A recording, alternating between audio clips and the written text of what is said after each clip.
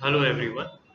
So in the previous video we have completed till interrupts. So the last pins which we did was INTR, RST 7.5, 6.5, 5.5, trap and INTA bar.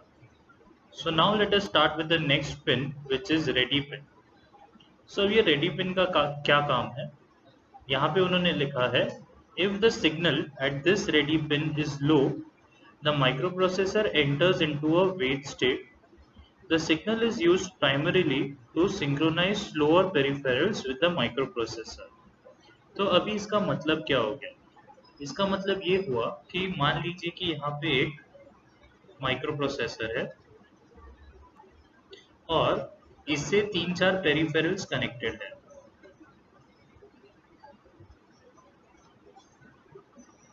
तो ये है peripheral 1, ये है peripheral 2 और ये है peripheral 3।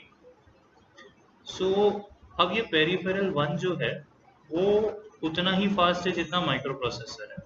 तो जब इसके साथ कम्युनिकेशन होगा तो कोई दिक्कत नहीं है। लेकिन ये जो पेरिफेरल 3 है, मान लेते हैं कि ये जो है वो थोड़ा सा स्लो है एज कम्पेयर टू माइक्रोप्रोसेसर। इसका मतलब ये होता है कि ज़रूरी नहीं है कि हम जो चीज़ यूज़ कर रहे हो वो सबके सब लेटेस्ट हो या सबके सब एक जैसे हो। तो अगर पेरिफेरल 3 जो है वो स्लो है, तो अगर माइक्रोप्रोसेसर उसको कोई कमांड भेज रहा है, सपोज उसको बोल रहा है कि ये उसको रीड करना है, तो माइक्रोप्रोसेसर एक के बाद एक पैकेट्स भेजते जाएगा। लेकिन जो पेरिफेरल है वो पहला पैकेट रीड कर रहा है, तब तक उसके पास दूसरा पैकेट आ गया। मान लेते हैं कि उसके पास दो पैकेट स्टोर करने का जगह है, तो दूसरा पैकेट को स्टोर कर लेगा, तीसरा पैकेट आया उसको स्टोर कर लेगा।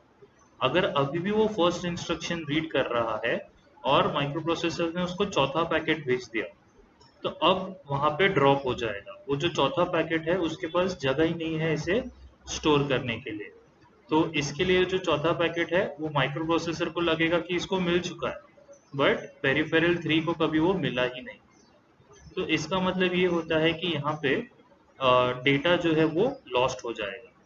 ये अवॉइड करने के लिए हम रेडी सिग्नल यूज करते हैं। तो बेसिकली क्या होता है कि ये पेरिफेरल 3 अगर स्लोअर है तो वो माइक्रोप्रोसेसर को ज़ीरो भेज देगा रेडी पिन पे। तो जैसे ही माइक्रोप्रोसेसर को ज़ीरो मिला रेडी पिन पे, तो वो अपना जो ट्रांसमिशन है वो रोक देगा। अब जो भी ट्रांसमिशन ऑलरेडी हुआ है, इसको प्रोसेस करने के बाद ये जो पेरिफेरल 3 है अब 1 भेज देगा। तो जैसे ही माइक्रोप्रोसेसर को ये वाला 1 मिलता है, तो माइक्रोप्रोसेसर को समझ में आ जाएगा कि यहाँ का जो काम है वो हो चुका है, अभी आगे के और काम भेज सकते हैं इसको। तो इस तरीके से हम डेटा लॉस को अवॉइड कर सकते हैं by using a ready pin. So ये मतलब था रेडी पिन का। अब नेक्स्ट दो जो पिन्स है वो है होल्ड और HLDA। तो इसमें भी हम यही एग्जांपल लेते हैं। मान लेते हैं कि पेरिफेरल 1 जो है वो कीबोर्ड है और पेरिफेरल 3 जो है वो प्रिंटर है। तो just this is just an example I am giving you. तो पेरिफेरल 1 बेसिकली जो भी टाइप कर रहा है पेरिफेरल 1 में, वो माइक्रोप्रोसेसर पे पास जाके स्टोर होगा। अब सपोज उसको प्रिंट करना है, तो अब यही डेटा को वो पेरिफेरल 3 को देगा और पेरिफेरल 3 उसका प्रिंट निकालेगा। बट देखा जाए तो इसमें माइक्रोप्रोसेसर का तो कुछ काम ही नहीं था। जो पेरिफेरल 1 दे रहा है वो पेरिफेरल 3 को जा रहा है। तो ऐसा मान लेते हैं कि ये जो है वो एक कॉपियर है और ये जो है एक प्रिंटर है। तो जो भी चीज़ यहाँ से यहाँ पे कॉपी होता है वो यहाँ से यहाँ पे प्रिंट होता है। तो अगर हमारे पास ऐसा ऑप्शन होता कि ये जो बसेस है माइक्रोप्रोसेसर के, उसका अगर कंट्रोल 1 को मिल जाता, तो माइक्रोप्रोसेसर के जगह पे पेरिफेरल 1 जो है वो डायरेक्टली डेटा पेरिफेरल 3 को भेज देता और इसमें माइक्रोप्रोसेसर को खुद का काम करने का अलग से टाइम मिल जाता। फर्स्ट इंस्टेंस में क्या हो रहा है कि वो पेरिफेरल 1 और 3 के ट्रांसफर में खुद भी बिजी हो गया है। अब यहाँ पे क्या होगा सेकेंड इंस्टेंस में, पेरिफेरल 1 डायरेक्टली पेरिफेरल 3 से कम्युनिकेट कर रहा है via the buses of the microprocessor. तो ये मोमेंट पे, ये इंस्टेंस में micro processor is free to do the job. Obviously वो बसेस का यूज नहीं कर सकता वो टाइम पे, बट वो खुद का इंटरनल काम तो कर ही सकता है। तो ये जो होता है वो होल्ड और HLDA के कमांड से होता है। तो अब इसमें क्या होता है कि सपोज 1 को 3 से डायरेक्ट बात करना है, तो वो एक कमांड भेजेगा माइक्रो प्रोसेसर को होल्ड करके। होल्ड मतलब please release the control over the buses. ठीक है। अब माइक्रो प्रोसेसर अगर वो बसेस का यूज कर रहा है तो वो बसेस को इमीडिएटली फ्री नहीं कर सकता। तो ऐसा नहीं है कि जैसे इसने कमांड भेजा होल्ड और सीधा बस का कमांड उसने अपने हाथ में ले लिया, नहीं। माइक्रो प्रोसेसर जब तक उसको एक्नॉलेजमेंट नहीं भेजता तब तक वो बस को अपने कमांड में नहीं ले सकता।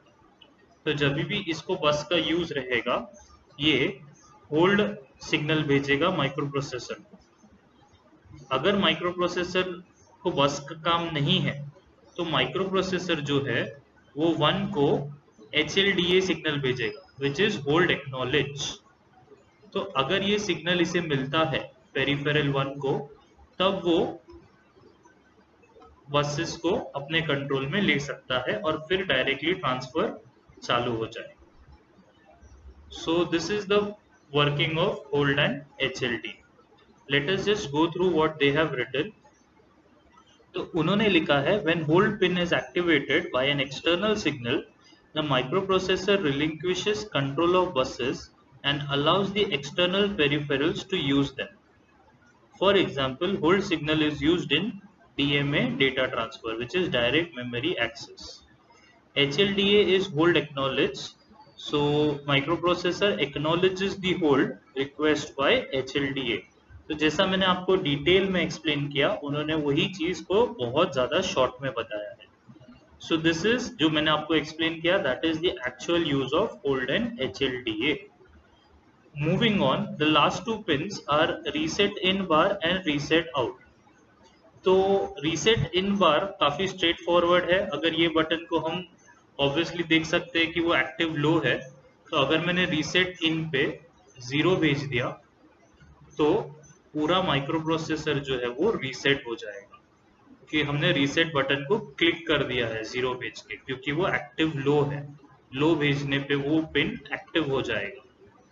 तो जो भी माइक्रो प्रोसेसर का काम था सबका सब स्टॉप होके बसेस ट्राई स्टेट हो जाएगा और माइक्रो प्रोसेसर जो है वो रीसेट हो जाएगा। इन शॉर्ट वो वापस अपने ओरिजिनल कॉन्फ़िगरेशन में चला जाएगा। Next is reset out. तो एक्चुअली जब माइक्रो प्रोसेसर रीसेट होता है और तभी अगर पेरिफेरल्स के साथ काम चालू है, तो पेरिफेरल्स को कैसे समझेगा कि माइक्रो प्रोसेसर रीसेट हो चुका है? तो जब माइक्रो प्रोसेसर रीसेट होता है तो वो बाहर एक रीसेट आउट कमांड भेजता है। मतलब ये वाले पिन पे वो 1 भेजता है। अब ये जो पिन है बाकी सब पेरिफेरल्स के रीसेट इन पे कनेक्ट होते हैं। इसका जो रीसेट आउट है वो बाकी सबके रीसेट इन पे कनेक्ट हो जाएंगे, और जैसे ही इसने 1 भेजा तो बाकी सब पेरिफेरल्स भी रीसेट हो जाएंगे। इसका मतलब जब रीसेट इन बार पे 0 आता है तो सबसे पहले माइक्रो प्रोसेसर खुद रीसेट होगा और साथ में वो रीसेट आउट पे 1 भेजेगा, जिसके वजह से बाकी जो पेरिफेरल्स है जो उससे कनेक्टेड है वो सब भी रीसेट हो जाए। इसका मतलब पूरा का पूरा डिवाइस जो है वो रीसेट हो जाएगा। So basically this was the 40 pin IC configuration. अब इसमें से काफी सारे क्वेश्चंस बोर्ड एग्जाम्स में आते हैं। बहुत फेवरेट टॉपिक है 12th स्टैंडर्ड बोर्ड्स का। तो ये एकदम अच्छे से करना है आपको, मैंने एकदम डिटेल में सब कुछ एक्सप्लेन किया है। So this ends our 40 pin IC diagram. So in the next video, we will continue with the last topic of first chapter of Computer Science 2. Thank you. Take care.